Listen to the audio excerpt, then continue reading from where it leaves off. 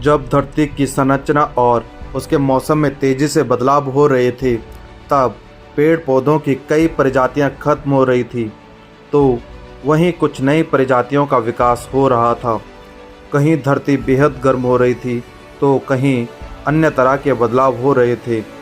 इन बदलावों के चलते जीवों की कई प्रजातियां खत्म होती जा रही थी, तो वहीं जो जीव या जानवर खुद को इस बदलते वातावरण के अनुसार ढाल रहे थे या अपना स्थान बदलने की कोशिश कर रहे थे, उनकी अलग अलग प्रजातियों का विकास हो रहा था।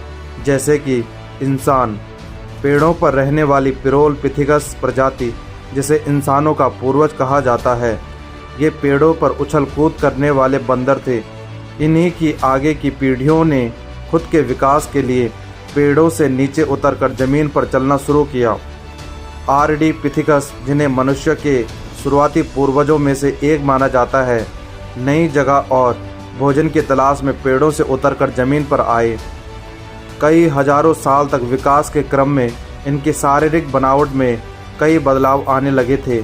जैसे पेड़ों पर न झूलने की वजह से इनके हाथ छोटे होने लगे थे। साथ ही जमीन पर ये अपने दो पैरों पर ठीक से चलने भी लगे थे।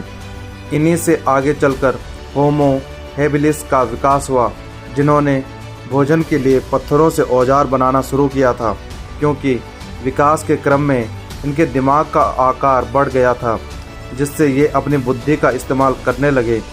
फिर और विकास हुआ और आगे चलकर होमो इरेक्टस ने ग्रुप बनाकर शिकार करना सीखा, साथ ही आग की भी खोज की। और फिर आए होमो सेपियंस, यानी चिंतनशील मनुष्य, और ये ह्यूमन इवोल्यूशन आज भी जारी है।